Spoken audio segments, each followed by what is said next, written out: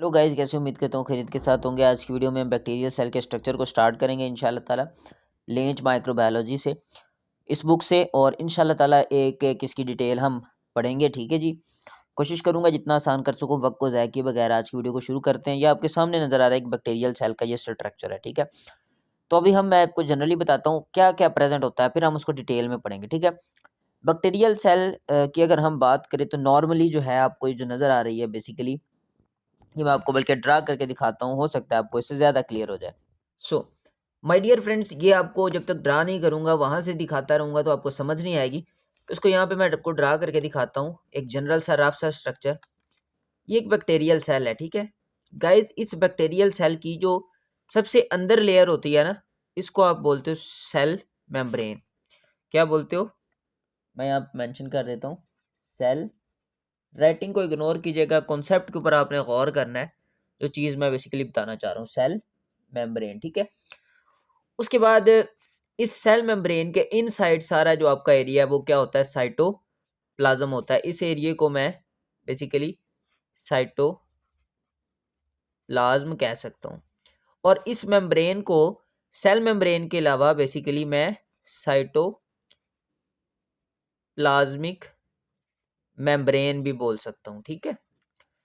अच्छा, उसके बाद इस लेयर के, ये जो आपकी सेल मेम्ब्रेन की लेयर है, इस लेयर के ऊपर एक और लेयर मौजूद होती है बैक्टीरियाज के सेल के अंदर, इस तरह से, ठीक है। अब इस लेयर को जो इसके ऊपर मौजूद होती है और आउटर मोस्ट लेयर होती है, उसको आप बोलते हो सेल वॉल, ठीक। अब इस सेल वॉल में भी दो कैटेगरीज आती हैं, कुछ ग्राम पॉजिटिव होते हैं, कुछ ग्राम नेगेटिव होते हैं। तो डिपेंड अपॉन, अगर ग्राम नेगेटिव है तो उसके अंदर क्या होती है, एक आपके पास आउटर जो है वो क्या मौजूद होती है, मेम्ब्रेन होती है उसकी। तो इस तरह से एक बारीक सी जो है वो लेयर इसके ऊपर मजीद प्रेजेंट होती है, ग्राम नेगेटिव के केस के अंदर हम बात कर रहे हैं, ठीक है। इनको हम डिटेल में देखेंगे वन बाय वन ना, तो आपने घबराना नहीं है, बस इसको भी ओवरव्यू ले लें जनरल। उसके बाद हम बात करते हैं, जब जो मोस्ट इंपॉर्टेंट चीज़ है वो यहाँ पे आपका जो इम्पोर्टेंट चीज़ है वो है बैक्टीरिया का बेसिकली न्यूक्लियोइड डीएनए जो है ना, बैक्टीरिया का न्यूक्लियोइड डीएनए वो इसके अंदर प्रेजेंट होगा। ये सबसे इम्पोर्टेंट चीज़ है, न्यूक्लियोइड डीएनए, ठीक है। उसके बाद ये मैंने आपको बता दिया सारा साइटोप्लाज्म है। उसके अलावा बैक्टीरिया में आपको पता है प्लाज्मिड भी प्रेजेंट होता है, ठीक है। प्लाज्मिड जो है वो भी प्रेजेंट होता है, तो इसको हम प्लाज्मिड बोल देते हैं। इसके बारे में भी हम डिटेल में बात करेंगे। Extra chromosomal double standard molecule that is capable of replicating independently of the bacterial chromosome, के इस सेल्स के अंदर आपके पास राइबोसोम्स भी प्रेजेंट होते हैं, ठीक है।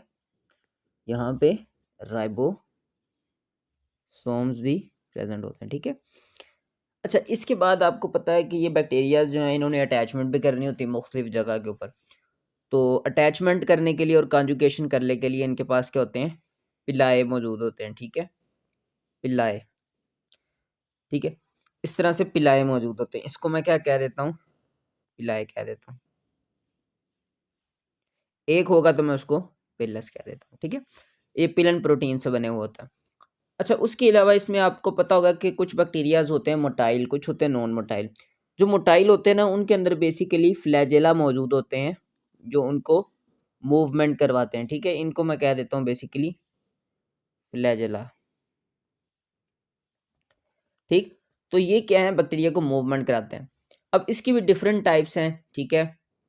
जो है वो आपके पास समटाइम्स क्या होता है कि एक फ्लैजिला मौजूद होता है, समटाइम्स जो है वो आपके पास एक साइड पे बंच ऑफ फ्लैजिला प्रेजेंट होता है, समटाइम दोनों साइड्स पे बंच ऑफ फ्लैजिला होते हैं, समटाइम्स पूरे के ऊपर फ्लैजिला होता है। तो इसकी भी डिवीजन्स को हम इंशाल्लाह डिस्कस कर लेंगे जब हम डिटेल में जाएंगे, इसकी फ्लैजिला को जब हम पढ़ेंगे। तो ये एक जनरल ओवरव्यू मैंने दिया कि बैक्टीरिया स्ट्रक्चर में क्या होता है। फर्दर एक और चीज़ रहेगी कि कुछ बैक्टीरियाज में एक ओवर प्रोटेक्शन की बेसिकली लेयर होती है आउटर, जिसको हम कहते हैं कैप्सूल। क्या कहते हैं, कैप्सूल कहते हैं। ये फर्दर मोर प्रोटेक्शन देता है। अब आज का जो बेसिकली वीडियो था उसका मेन मोटिव ये है कि मैं आपको थोड़ा सा जनरल ओवरव्यू दूं कि ये चीज़ें होती हैं। अब हम इन चीज़ों को एक एक को डिटेल में जाएंगे इंशाल्लाह और कोशिश करेंगे लेंज की जो बुक है माइक्रोबायोलॉजी की जो कि यूज़ होती है मोस्टली वर्ल्ड वाइड, ठीक है, उसको हम कंसर्न करें और उसके साथ अपने लेक्चर्स को जो है ना वो रिकॉर्ड करवाएं। तो उम्मीद करता हूँ कि यहाँ तक ये चीज़ आपको समझ आई होगी कि बैक्टीरिया में क्या क्या प्रेजेंट है, ठीक है। प्लाज्मिड होता है, ये आपके पास जेनेटिक इंजीनियरिंग बहुत ज़्यादा इस्तेमाल होता है, ठीक है। प्लाज्मिड बैक्टीरिया मौजूद होता है, इसका अपना डीएनए मौजूद होता है न्यूक्लियोइड रीजन के अंदर। उसके अलावा इसमें राइबोसोम्स होते हैं प्रोटीन्स वगैरह बनाने के लिए। इसके अलावा जो है वो इसके अंदर आपके पास ये साइटोप्लाज्म है सारा अंदर, और साइटोप्लाज्म के ऊपर जो मेम्ब्रेन है उसको हम साइटोप्लाज्मिक मेम्ब्रेन कहते हैं। इस साइटोप्लाज्मिक मेम्ब्रेन के ऊपर जो है वो एक और मेम्ब्रेन है और उसको कहते हैं सेल वॉल। ये सेल वॉल को भी हम डिटेल में इसी से स्टार्ट करेंगे। तो सेल वॉल है, ठीक है, और सेल वॉल जो है ये इससे ऊपर समटाइम्स जो है वो एक और प्रोटेक्शन की लेयर होती है, वो बेसिकली आपका कैप्सूल होता है।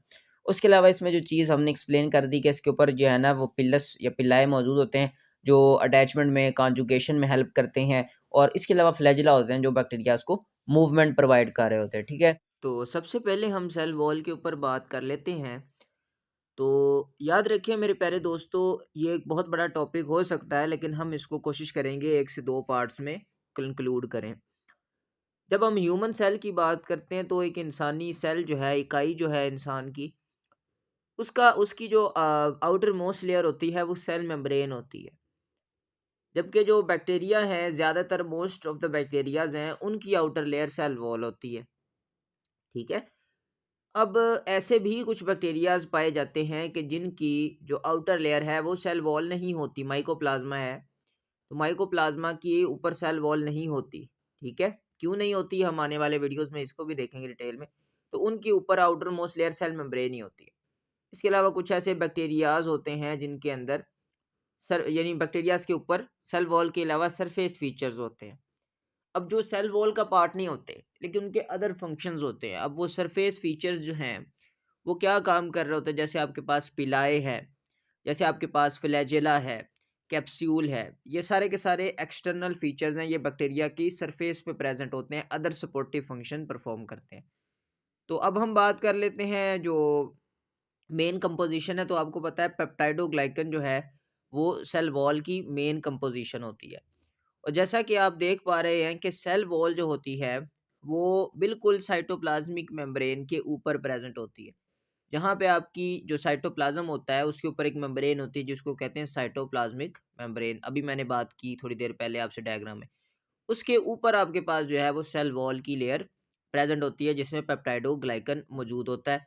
पेप्टाइडोग्लाइकन स्ट्रक्चरल सपोर्ट देता है, बैक्टीरिया की जितने डिफरेंट किस्म के स्ट्रक्चर्स हमने पढ़े वो स्ट्रक्चरल सपोर्ट देता है। उसकी शेप जो है डिफरेंट शेप्स हमने पढ़ी, उसको मेंटेन करते हो। One of the most important thing कि ऑस्मोटिक लाइसिस से बचाते हैं। कुछ ऐसे एनवायरनमेंट्स में जब बैक्टीरिया जाता है कि जहाँ पे बैक्टीरिया के अंदर वाटर की अमाउंट बाहर के मुकाबले में ज़्यादा होती है, तो उस एनवायरनमेंट में क्या होता है कि वाटर बैक्टीरियल सेल्स के अंदर जाता है जिससे बैक्टीरियल सेल बर्स्ट होने का खतरा होता है। उससे प्रिवेंट करने के लिए ये सेल वॉल जो है वो उसको एक फ्लेक्सिबिलिटी भी देता है और उसको बर्स्ट करने से भी बचा रहा होता है, जिसे हम कहते हैं कि ये ऑस्मोटिक लाइसिस से बैक्टीरिया को बचा रहा होता है। That is one of the most important function of the cell wall, ठीक है। और वो इसी पेप्टाइडोग्लाइकन के ज़रिए से परफॉर्म किया जाता है। अब दोस्तों ये जो 2 मुख्तलिफ़ किस्म के बैक्टीरियाज़ होते हैं, उनकी जो सेल वॉल के अकॉर्डिंग अगर क्लासिफ़िकेशन करें, तो एक होती है ग्राम पॉज़िटिव और एक होती है gram negative type of bacteria. तो जिसको हम ग्राम स्टेन से डिफ़रेंशिएट करते हैं। ग्राम पॉज़िटिव जो है इसमें पेप्टाइडोग्लाइकन की मिकदार ज़्यादा होती है। ये जो आपको पर्पल कलर दिख रहा है ये मैंने बेसिकली कोशिश की है पेप्टाइडोग्लाइकन को ड्रा करने की ना। और ब्लैक कलर में आपको जो है वो बेसिकली सेल मेम्ब्रेन नज़र आ रही है, ठीक है। तो सेल मेम्ब्रेन के नीचे साइटोप्लाज्म है, ठीक है। और साइटोप्लाज्म या जो है इसके ऊपर सेल मेम्ब्रेन या साइटोप्लाज्मिक मेम्ब्रेन है ब्लैक कलर में।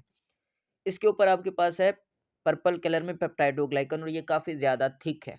इसी वजह से ये क्रिस्टल वायलेट को रिटेन करती है और उसके बाद जब हम नेक्स्ट स्टेप के लिए जाते हैं तो उसमें ये आपके पास जो है वो अपने कलर को नहीं छोड़ती, ठीक है। इवन जो जब हम इसको एथेनॉल वगैरह के साथ वॉश करते हैं तो ये अपना कलर नहीं छोड़ती, ठीक है। डीकलराइज़र यूज़ करते हैं जब हम। और इसके ऊपर आपको नज़र आ रहा है कि इसमें से बेसिकली एक चीज़ निकल रही है जिसको हम टिकोइक एसिड बोल रहे हैं। फाइबर्स होते हैं कुछ टिकोइक एसिड, ये सिर्फ ग्राम पॉजिटिव में होते हैं। अगर यही टिकोइक एसिड नीचे सेल मेम्ब्रेन की जो लिपिड बाइलेयर है उसमें से प्रोट्रूड करते हैं, तो उसको हम लिपोटिकोइक एसिड बोल सकते हैं। तो ये डिस्टिंग्विशिंग फीचर है ग्राम पॉजिटिव बैक्टीरिया का कि इसकी पेप्टाइडोग्लाइकन थिक होती है और उसके अंदर टिकोइक एसिड और लिपोटिकोइक एसिड के फाइबर्स प्रेजेंट होते हैं। इसके अलावा वाल एसोसिएटेड प्रोटीन्स भी होती हैं जो कि आपको नज़र आ रही हैं। तो ये ग्राम नेगेटिव में ये फीचर जो है पेप्टाइडोग्लाइकन का और टिकोइक एसिड वाला नहीं होता।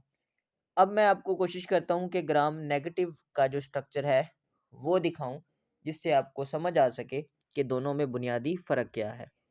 तो अब हम ज़रा ग्राम नेगेटिव बैक्टीरिया को देखते हैं। आपको मैं प्रैक्टिकल पॉइंट ऑफ व्यू से भी बताता हूँ इसकी जो फीचर है कि जब इसको ग्राम स्टेन करते हैं हम स्लाइड को, तो इसके अंदर पेप्टाइडोग्लाइकन की अमाउंट ग्राम नेगेटिव बैक्टीरिया में कम होती है।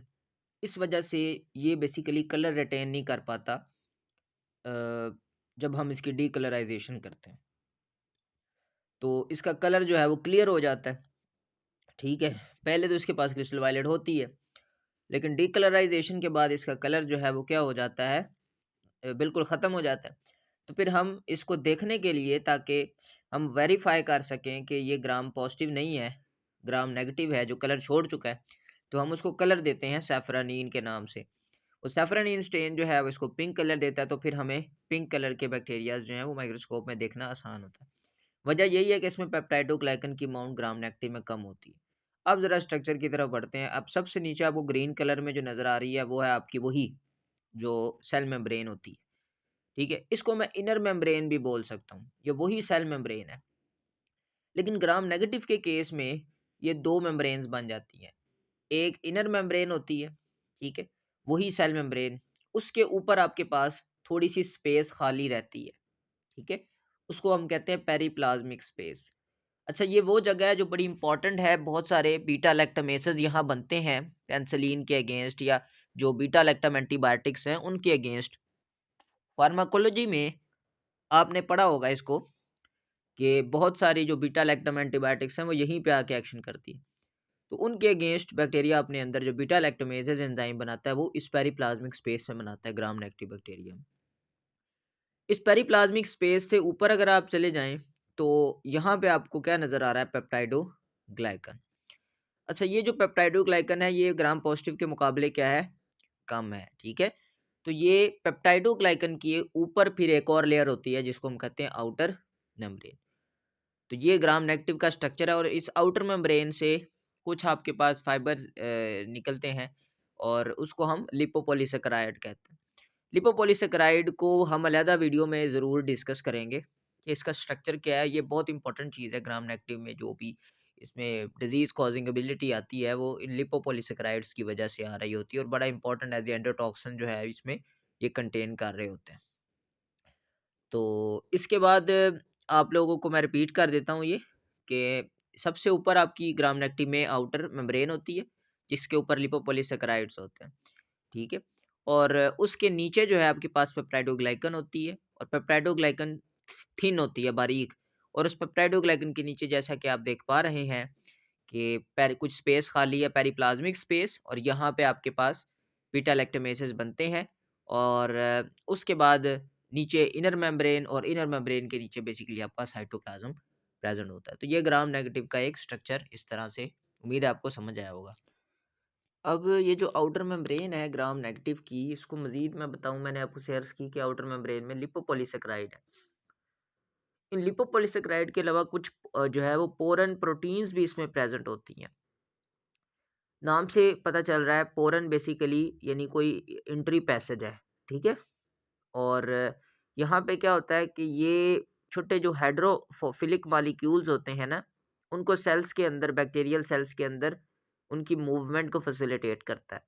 बहुत सारे मुख्तलिफ टाइप्स के प्रोटीन्स, जो पोरन प्रोटीन्स होते हैं डिफरेंट टाइप्स के, वो आउटर मेम्ब्रेन में होते हैं ग्राम नेगेटिव बैक्टीरिया की, जो मैंने अभी आपको बताई आउटर मेम्ब्रेन, जिस पे एलपीएस भी लगा हुआ था।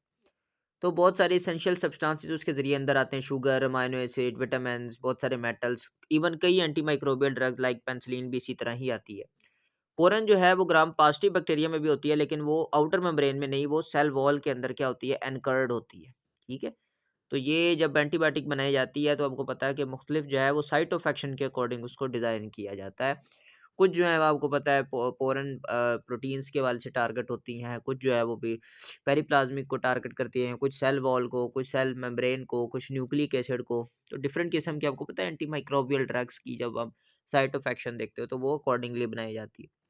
खैर आपको ये भी बात समझ आ गई कि बोरन प्रोटीन्स का क्या काम है और ग्राम नेगेटिव में तो ये होती हैं आउटर मेम्ब्रेन में, ग्राम पॉजिटिव में सेल वॉल के अंदर ये एनकर्ड हुई होती हैं। ठीक है जी। सो अभी भी काफ़ी डिटेल बाकी है। तो एक चीज़ आपने देखी कि पेप्टाइडोग्लाइकन जो है वो दोनों में इंपॉर्टेंट रोल प्ले कर रहा है, ग्राम पॉजिटिव में भी और ग्राम नेगेटिव में भी। तो आइए ज़रा पेप्टाइडोग्लाइकन को मज़ीद गहराई के साथ देखते हैं और देखते हैं कि आपके लिए मज़ीद क्या है जो आप पेप्टाइडोग्लाइकन से सीख सकते हैं। जो पेप्टाइडोग्लाइकन होता है, ये मेन पार्ट होता है सेल वॉल का, ठीक है? इसमें आप देखें कि 2 वर्ड से मिलके बन रहा है, पेप्टाइड और ग्लाइकन। ग्लाइकन बोलते हैं शुगर को, अब ये ग्लाइकन की बेसिकली चेन है, जो कि 2 आपके शुगर के मॉलिक्यूल्स रिपीट कर रहे हैं और उससे मिलके बन रही है। NAG और NAM। NAG मतलब एन एसिटाइल ग्लूकोज अमाइन और NAM का मतलब एन एसिटाइल म्यूरामिक एसिड, ठीक है? तो एन एसिटाइल म्यूरामिक एसिड और एन एसिटाइल ग्लूकोसामाइन जो है, इनकी एक चेन बनती है जिसको ग्लाइकन चेन कहते हैं, ठीक है? अब ये जो ग्लाइकन चेन्स हैं, इनके दरमियान कनेक्शन होता है, आपस में ये कनेक्ट करती हैं और ये स्ट्रॉन्ग बॉन्ड प्रोवाइड करती हैं, स्ट्रेंथ प्रोवाइड करती हैं सेल वॉल को। अच्छा, ग्लाइकन तो हमें समझ आ गया। अब पेप्टाइड जो है, पेप्टाइड कैसे? क्योंकि इसमें पेप्टाइड इंटरब्रिज बन रहा है, ठीक है? कैसे? कि आपके पास ये 4 अमाइनो एसिड्स जो एन-एसिटाइल म्यूरामिक एसिड है, उसके साथ अटैच रहेंगे। हर जो आपका म्यूरामिक एसिड है वो अटैच हो उसके साथ 4 जो हैं वो क्या रहेंगे? अमाइनो एसिड्स अटैच रहेंगे मुख्तलिफ जो है ना। तो ये 4 जो अमाइनो एसिड्स होंगे इनको हम टेट्रा पेप्टाइड चेन कहेंगे और ये टेट्रा पेप्टाइड चेन्स जो एन-एसिटाइल म्यूरामिक एसिड्स के साथ होंगी, ये आपस में एक दूसरे से 5 जो है वो बेसिकली अमाइनो एसिड्स के ज़रिए से कनेक्ट करेंगे जिसको हम पेप्टाइड इंटरब्रिज बोल रहे हैं। तो ये आपस में इसको कनेक्ट करती है। तो इस तरह ये सारे आपस में कनेक्ट होते हैं, जैसा कि हम यहाँ पे देख सकते हैं कि ये शुगर की बैकबोन है और ये म्यूरामिक एसिड, ये ग्लूकोसामाइन और ये इस तरह से इसमें क्रॉस लिंकिंग बन रही है और ये जो पेप्टाइड, ये उसका पेप्टाइड इंटरब्रिज है, यहाँ पे ये 2 आपस में मिल रहे हैं। इसी तरह ये हमारे पास आ गई इसकी जो है टेट्रा पेप्टाइड चेन, ये 4-4 की जो है। तो इस तरह ये जो क्रॉस लिंकिंग है, ये इसको एक स्ट्रेंथ प्रोवाइड करती है और इस तरह से पेप्टाइडोग्लाइकन प्रेज़ेंट होती है।